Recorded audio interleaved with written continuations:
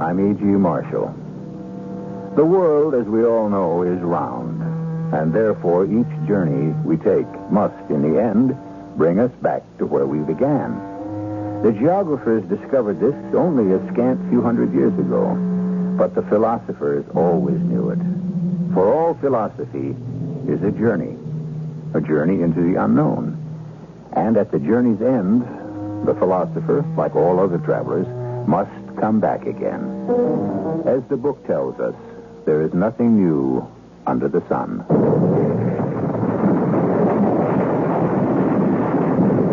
What a fantastic battle. Isn't that great? It looks so real.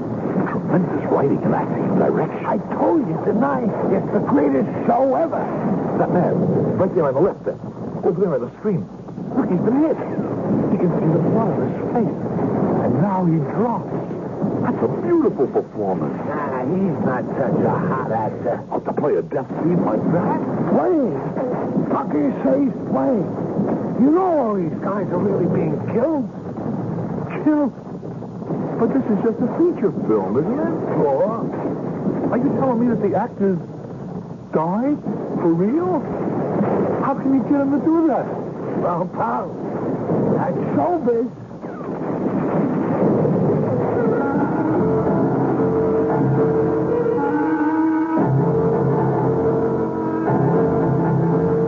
Our mystery drama, There's No Business Like, was written especially for the Mystery Theater by Sam Dan and stars Howard Da Silva. We have always reached for the stars. We have always dreamed of breaking the barriers of time and space. And as the years have gone by, what has seemed fantasy has slowly been approaching reality. In this generation, man is no longer earthbound. He has already broken the umbilical cord that has tied him to this planet. And soon he shall cut the bonds that have imprisoned him in this time. A man named Roger Sterrett has already done it. Or so he says. Of course, no one believes me. I suppose it would be different if I could get the machine to work. But the trouble is, you see, the circuits were destroyed as I was getting back. And so it's gone. Well, it's not really gone, but the basic circuits no longer exist, and I can't seem to remember how Prescott designed them originally. Anyhow, Prescott is dead now, and he was the scientist. You see, he died as soon as we arrived there. Arrived where, Mr. Sterrett? There, Doctor. And where is there? Well, as far as I could make out, it was somewhere in our own country in the future. The future? And you claim a person named Arthur Prescott was with you? Yes. He died when we got there. But they didn't believe me. Who? The other people, the people in the future. I explained it to the censor. The censor? I guess that's what they call their judges. Well, that's what a judge is, actually. And she didn't believe me. She? The censor. She reminds me of you. That is, you both keep asking the same questions, and neither of you believe me. And you have the same voice. I'm so tired. Mr. Sterrett, please trust me. I want to help you. But why are you keeping me in this place? Why do you think I'm insane? I never said that. Do you have to say it? Isn't it obvious? Now tell me again what you were trying... I've told you 1,000,000 times. Yes, but you never told it completely to me. Oh, let me alone. Nobody believes me anyhow. I should have stayed there. I was getting pretty good with a gun. I could have lived indefinitely. Do you know why? Because I was born to act. It's my true talent. But according to your records, you're a machinist. Yes, but acting was an undiscovered talent until I needed it. Suddenly, at the age of 40, I discovered I was an actor. But what does acting have to do with what... Showbiz. When I arrived there, I was sentenced to it.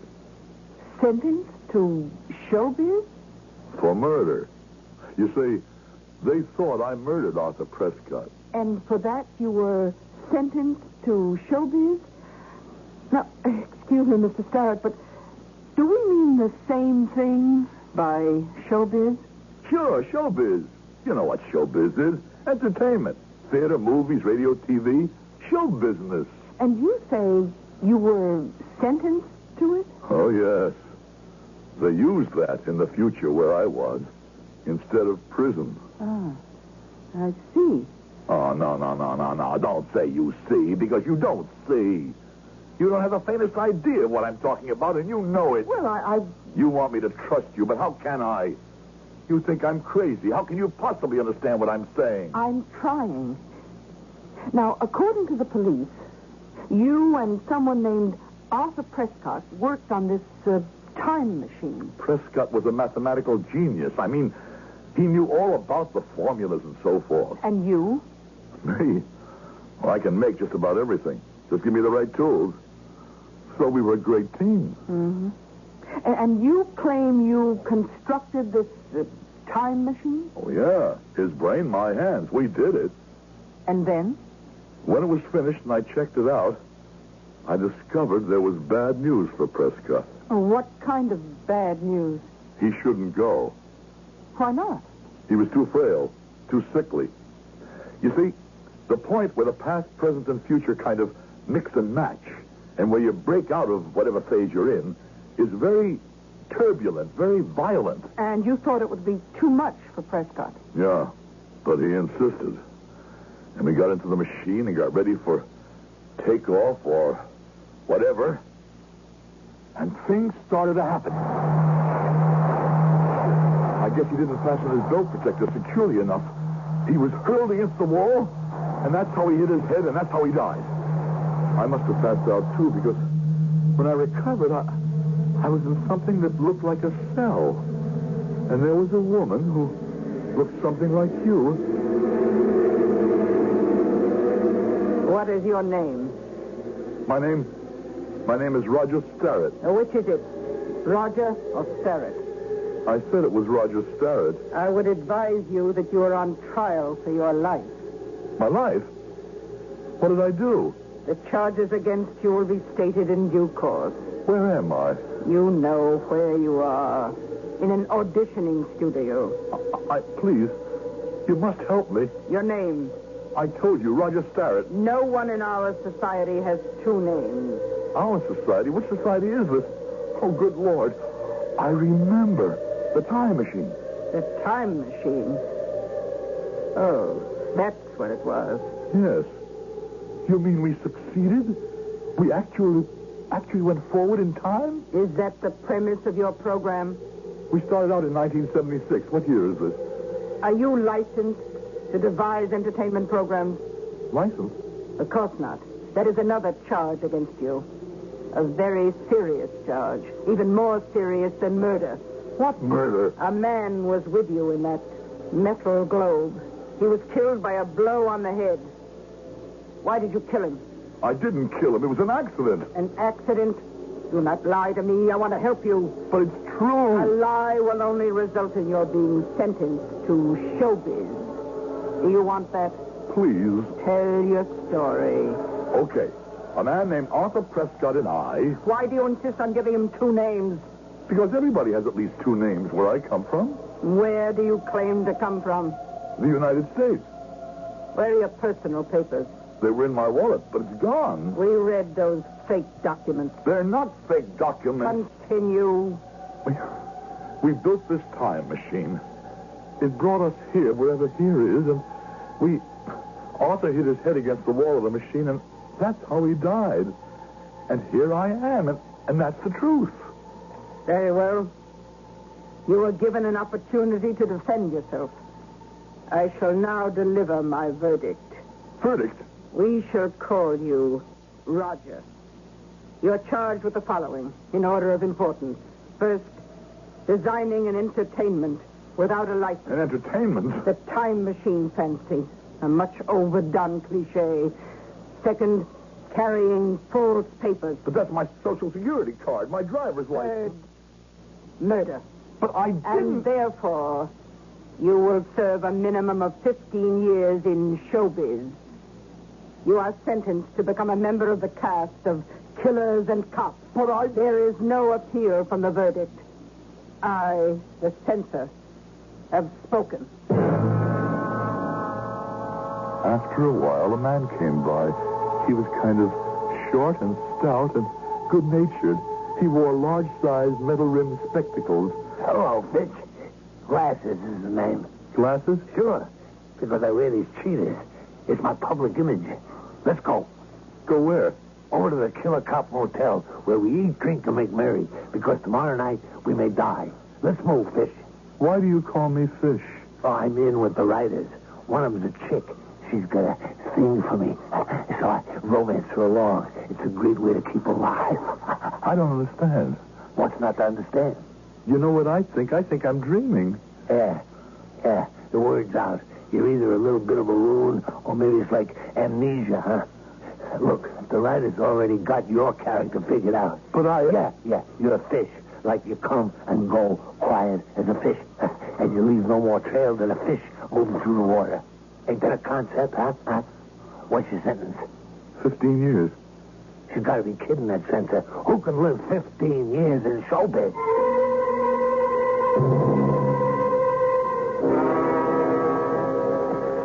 Tried the pool yet? No, I'm just trying to figure out... Figure out what? Oh, everything. Where am I? Oh, you're a cool character. What year is this? Okay, I'll go along with you. 2076. 2076. Are you telling me the truth?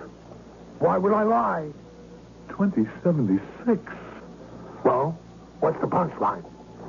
I don't know what to think, what to say. It could be worse. Now, the trick is to go for one of the writers. That's how to make sure you live longer. I wish I knew what you were talking about.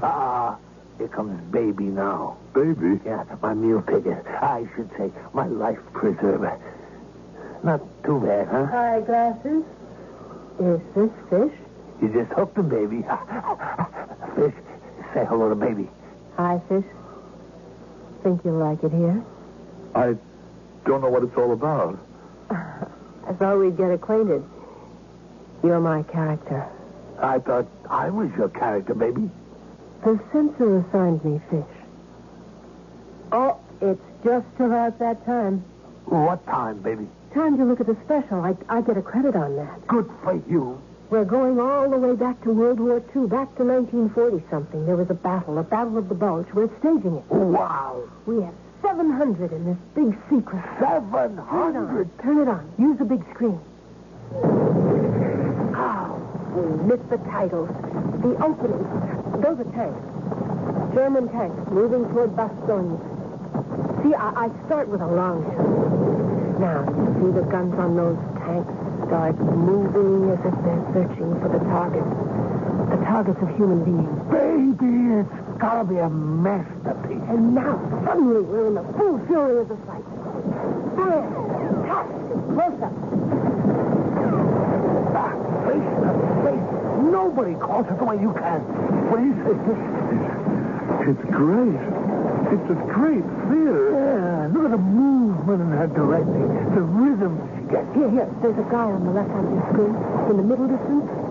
We'll close up on him in just a few seconds. He's about to step on a mine. Watch it. Yeah, that's it. Look at his face. The mine just blew off his leg. See how he caught his face like he can't believe it. He just can't believe it. Now he drops.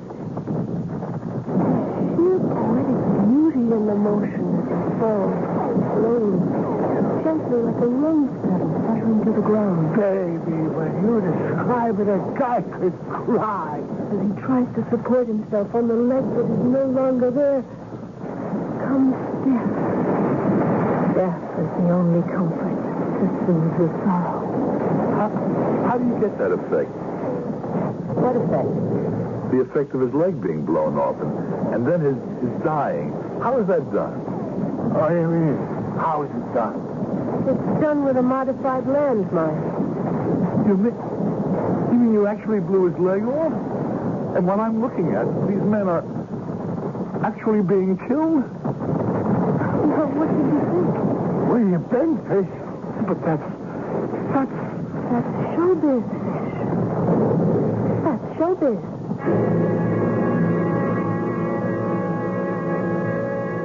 about which it is said, there is no business like. But there has never been show business like this one. Oh, well, yes, there has. Think back. The gladiators in the Roman arenas. They were showbiz, weren't they? So you see, the more things change, the more they remain the same. I'll be back shortly with Act 2. Realism. That's the thing today. We want real life in our theater. We want real situations that involve real people. Isn't that so?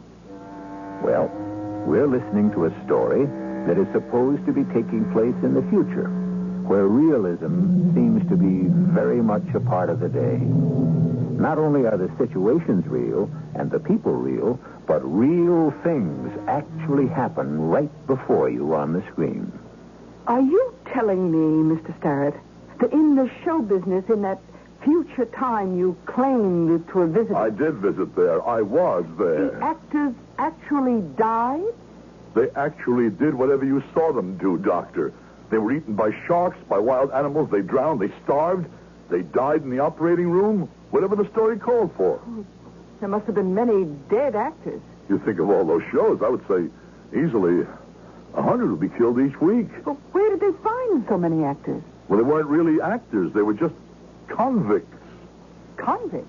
Well, what I mean is, Doctor, they were convicted of crimes. Serious crimes must have been very prevalent in that future world. Serious? Anything was serious. You said something bad about your superior. That was serious. You had it. You were in showbiz. Well, what kind of superiors are you talking about? The superiors ran everything, and everybody worked for them. It was kind of a drab place, you know? Drab? Well, everybody had to work, keep their mouths shut, and do as they were told. That's why they had this exciting showbiz, so that you could keep the masses quiet.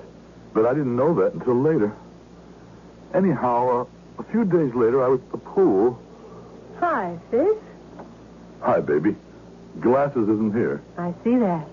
He said he was going down to the range. He wanted to practice pistol shooting some more. I would say he needs it. Should I tell him you were asking for him? But I wasn't asking for him. No? I dropped around to see you. Me? Yep. You're on tonight. That's right. I would like to give you a word of advice. The script calls for you to be watching the action from a street corner phone booth, a typical 20th century locale. You see... I think so. Now, when you hear the first police car coming along, just step out of the booth. Step out of the booth? Yeah, there'll be a doorway. Just move inside it. Any reason? There are going to be a lot of bullets flying around, and I don't want you to get killed your first time out. Oh, it's very nice of you, baby. Do you know why I'm being nice to you? It's because I want you to be nice to me. Oh? I thought you belonged to Glasses. I don't think you have that quite right. I don't belong to anybody. But all of you on the show belong to me.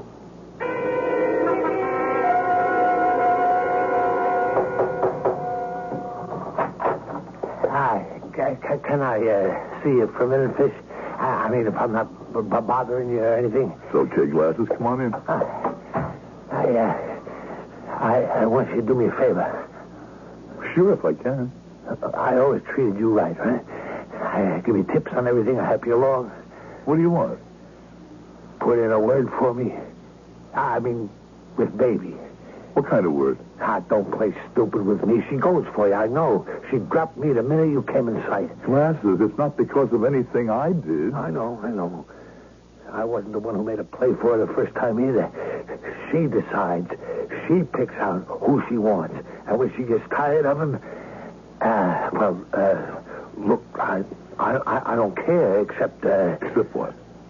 Except she doesn't like a guy to hang around after she gives him the gate. See what I mean? So she writes him out of the script. And you know what happens then? Yes, I know. Yeah. So, could you put in a good word for me? You might tell her I give the show a lot of comedy. You do, Glasses. You really do. Tell her that. I'm not just asking this for myself, but for you, too. For me? Your day's gonna come. It'll have to. She'll get bored with you, and some new guy'll come along, and... So, if we can manage to set a precedent... What kind of precedent? Well, we could make her realize she don't have to kill a guy just because she wants to drop him. Promise you'll try. He does give the show a lot of comedy. Let me worry about that. Well, I'm only trying to help. Put your arm around me, Fish. Listen to that music. Oh, honey, I know you're scared. But baby here's going to look out for you. I'll keep you alive, sweetie. Just trust baby. I'll say you trust me. Baby, I'm only trying Don't try to help Glasses. But he's a good friend of mine. I'm the only friend you've got. You're in Showbiz, and don't forget it. You'll have to kill him. Me? Kill Glasses? Tonight, he's going to try to kill you. But he wouldn't. Why not? Well, First of all, he's madly in love with me. Yes, but that's He not... hates you because you took me away from him. Second, the lead on Killers and Cops is up for grabs. Sarge was wiped out last week. The two most popular cops are you and Glasses. Now, Gorilla and Glasses are great pals. Gorilla? He's the hood you're going to have to capture tonight. You and Glasses are going to have him trapped. Glasses has already worked it out with him. He won't shoot at Gorilla. But the script says he's supposed to cover me. So his pistol will misfire. Just wait and see. That gives Gorilla a clear shot at you. And you're dead. Dead. Now, here's what you have to do, sweetie. Fire what looks to be a wild shot and kill Glasses by mistake. Then radio back for help in capturing Gorilla. I find it hard to believe that Glasses You would... better believe it. And now, give baby a great big kiss. Okay, Gorilla. We know you're in there. Come on with your hands up.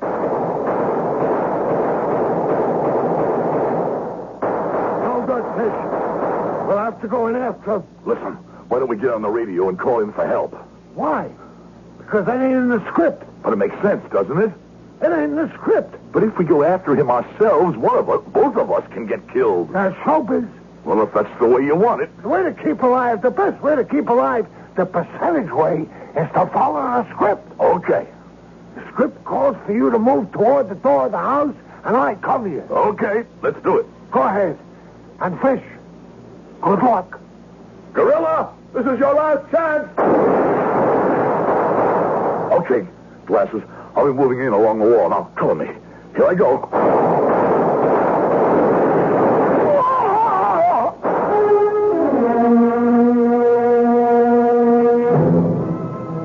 You didn't kill him, Fish. You didn't kill Glasses.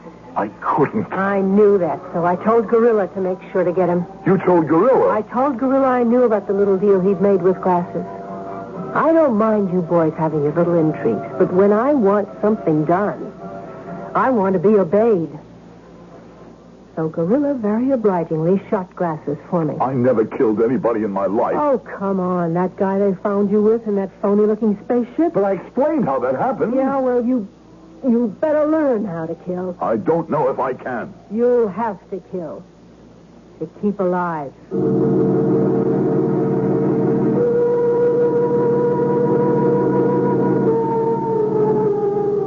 And did you kill? Yes, Dr. Simon. I killed. I learned how, and I became popular. There were fan clubs. I received mail. I was a hero. And then one day, something happened. I was sent to the cell, and it was the same cell where I had been tried.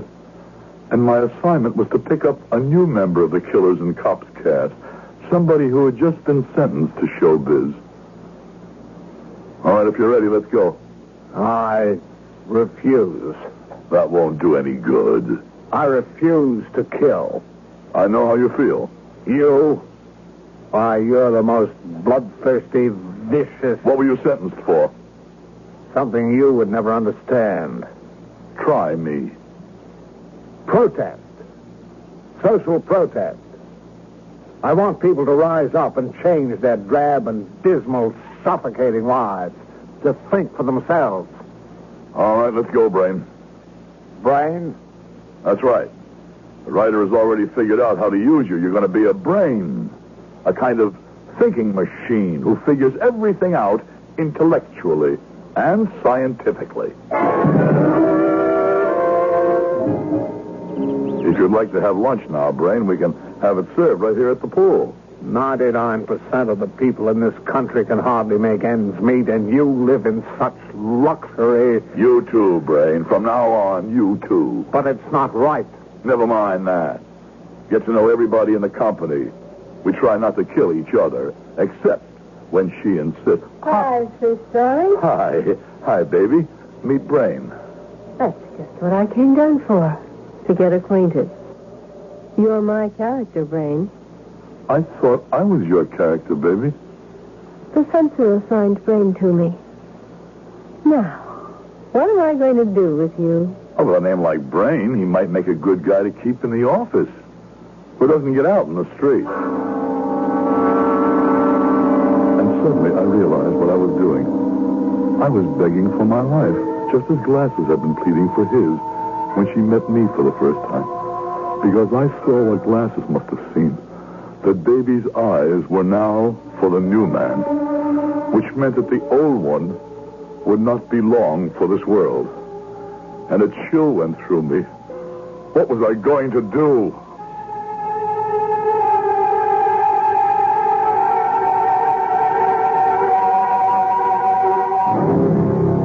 She's right.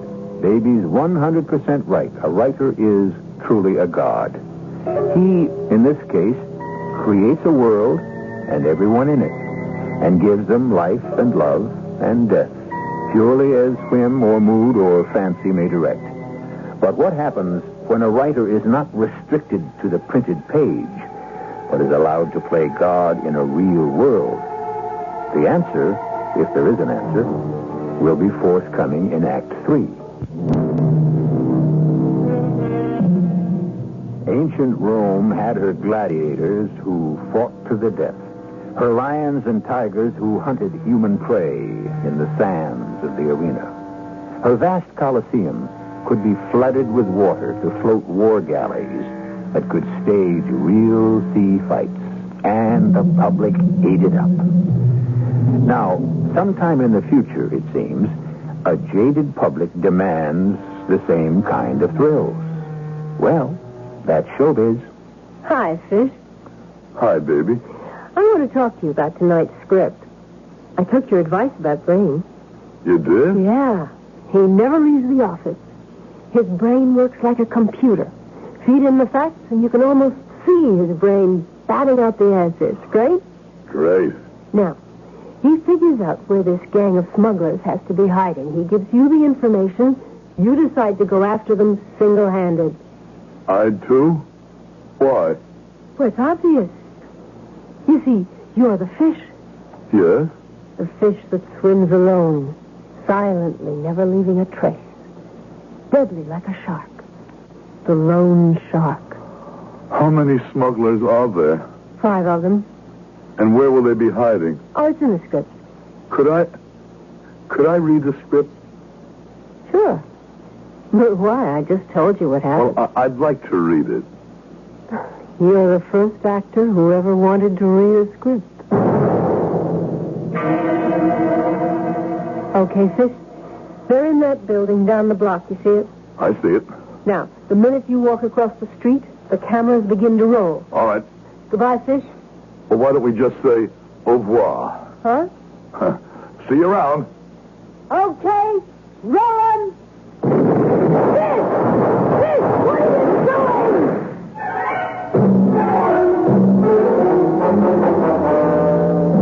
What was I doing? Doctor, I can tell you what I was doing. She never caught on. I just didn't accept the script the way all the others did. I studied it. and I prepared for it. I figured out the fight with the smugglers in advance. I just didn't let it happen. The smugglers were going to get at me from two sides. So I tossed a hand grenade at one group, then I used tear gas on the other.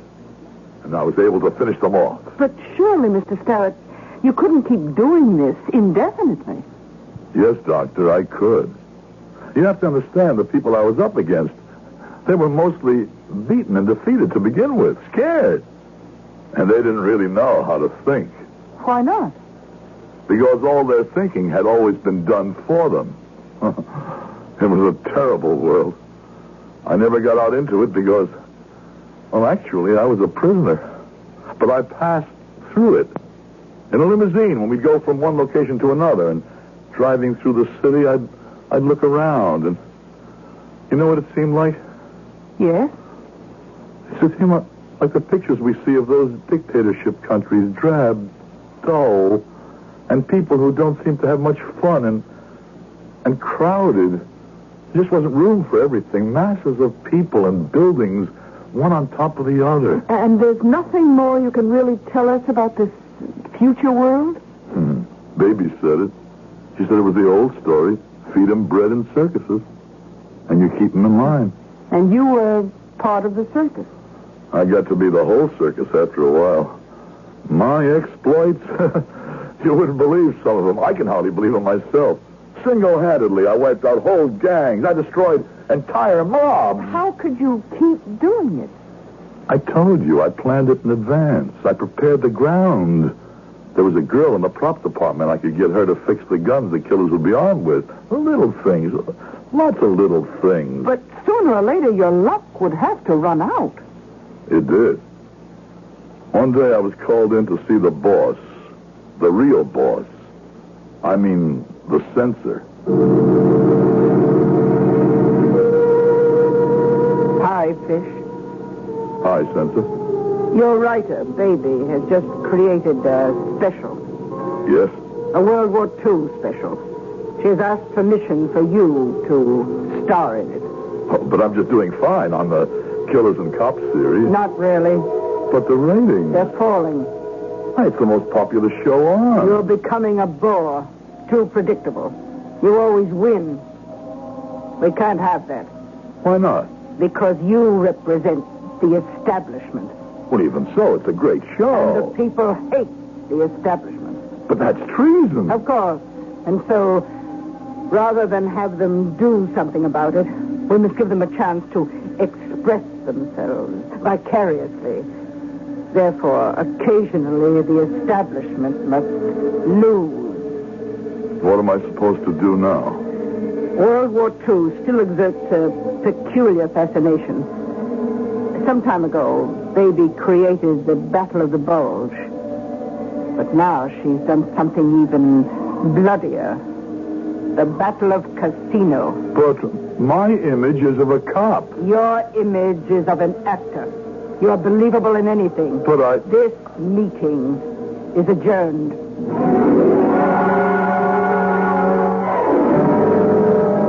And this is the battlefield, this long, rocky hillside. Up there is the replica of the monastery. Let me show you where your detachment will be ambushed. This time, I don't see how you can fail to kill me, baby. Fish, what a way to talk. I never want to kill any of my actors. Artillery, machine gun fired, mines. You're going to get me this time. Believe me, Fish, I want you to make it. I'm going to pray for you. Maybe you'd better pray for yourself. For myself? Why? Well, you could be in trouble, too. Me? I'm top writer. How long do you stay on top in showbiz? Nobody has to worry about me. I worry about you, baby. You do? Why? You were my first girl. Oh, sure. My first girl in this world. Oh, you're back to that I come from another world business? It's true. Oh, sure. Do you know where my time machine is? In the museum. I'm not allowed to go out into the world alone, baby, but you could take me there. Why would I want to do that? I could prove to you that it's legitimate. Oh, sure. Baby, you'll need a great new show. Why, I've got 2 great shows now. Killers and Cops and my new special. Killers and Cops is going to die. Why? Because it's losing the lead. Me. What makes you think you're so I'm too much part of that show. What other actor has ever lasted on any show for as long as a year? Even 6 months. The show is dead without me. And this special is going to be a turkey. How do you know? Because you're due. You're too successful. You have enemies. So we are. The Battle of the Bulge had excitement. It had intrigue. Casino, what was it? Just a slugging up a mountainside. Has all the suspense and excitement of a slaughterhouse. So they'll all say, baby's lost her touch. But my way... What do you mean, your way? A great new show about a time machine. It proves what you know. That old turkey's been done to death. Because it was a phony. Mine is a real time machine. Oh, sure. Sure, you're just trying to get out of the Battle of Casino because you're scared. You're the one who should be scared. You need a time machine show. What a great hit. Look, we call it the Parade of the Worlds. Who gets killed? Suddenly, we were the charge of the Light Brigade. All of them get killed. Hey, that would be something. And you know what else? We could push people out into the Roman Colosseum, right into the middle of the lions. Or go way back and let people loose in one of those prehistoric jungles among the dinosaurs. Oh, yes. There are possibilities. I knew you'd see them. The trouble is, how do we get to that machine? But you said it was in the museum. Yeah, but we need special permission, and nobody ever gets that. Not even you? Not even me. Oh, we can lick that. Even so, what good does it do us to get to the machine? To prove it's real. They think it's a fake. But once we show them... You could be right. How do we get to it? Well, I still have one more show to do on killers and cops. Now, why don't you have the action take place in the museum? You get these crooks who are out to steal... Say no more, Fish.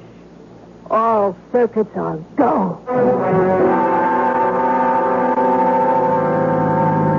The script calls for you to park right in front of the museum. Now, this time you're disguised as the curator. Now, we go inside. We? I'm going to act in this one, too. No, but... You see, Fish, in case it's on the level, if it's really a time machine, what's to stop you from stepping inside and saying goodbye forever? Oh, but I promise you... So I'll hold this gun on you at all times. The gun you gave me is no good. I checked. It's loaded with blanks. That little prop girl. I rearranged things after she went home. Well, what can I tell you? Nice try. We arrive, pull over. The cameras will roll the minute we step out of the car. How can we walk up like this? The crooks could just pick us off. There are no crooks. There aren't any. Keep walking and do as I tell you.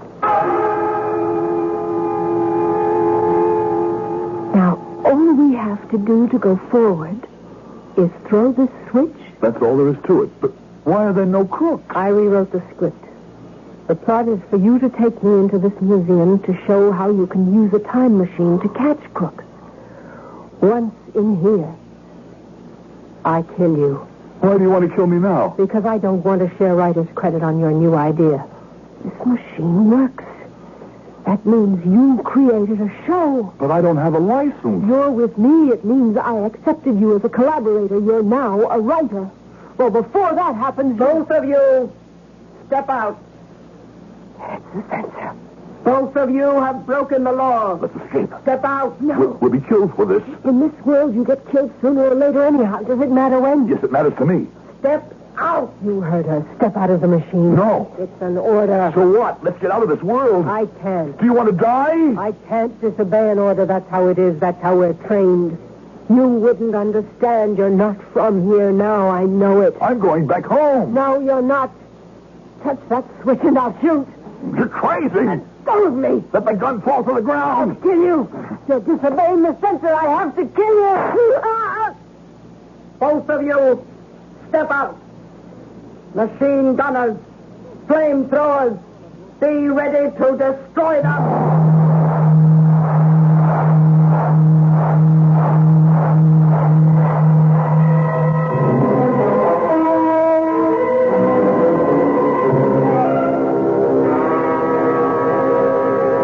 what happened, Doctor. That's why she's dead. The gun went off and it killed her. Yes? It's the truth, Doctor, the truth. The censor ordered her police to fire at us, but I'd already pulled the switch. But one of the flamethrowers, he hit the wall before we could get out of there, and it fused all the circuits together, which is why I can't show you how the machine works. And that's your story? Yes, Doctor. That's how you claim the woman was killed? Baby, I had to kill her in self-defense. I see. Orderly, take Mr. Starrett back to his room. You mean so? We'll talk again tomorrow, Mr. Starrett. But I'm not crazy, Doctor. I'm not a homicidal maniac. Please, go quietly, Mr. Starrett. It's important for you to try to maintain your equilibrium. Orderly?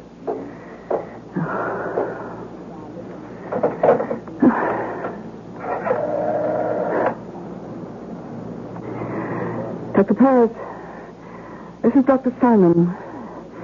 This, Roger Starrett now, he's completely insane. I think he has to be institutionalized for just about the rest of his life. I know it's a pity, but that's showbiz.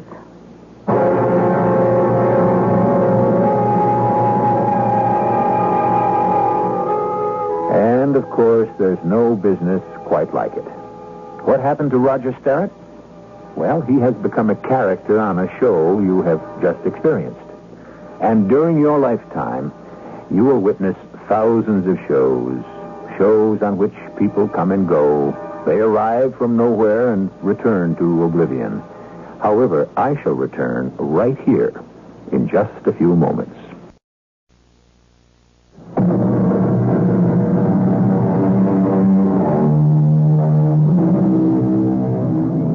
Our next tale. So you see, my dear, we're talking about at least $3 million. And that's why you hired me. So I could cheat Mr. Gillespie. Oh, now, cheat is a harsh word. But it's true. And what will you do with me afterwards? Why, we shall give you your share. Won't you just kill me the way you killed everybody else? We killed the others because they forced our hand. Give us no motive, and we'll let you live. Aren't you afraid I'll go to the police? No, because we will have evidence to show that you were the one who poisoned Mrs. Daimler. But that's a lie. Oh, I don't want any part of it. Oh, my dear Miss Watson, what are we proposing? Only to make you fabulously wealthy. Why are you being so difficult about it? This is E.G. Marshall inviting you to return to our Mystery Theater for another adventure in the macabre. Until next time, pleasant dreams.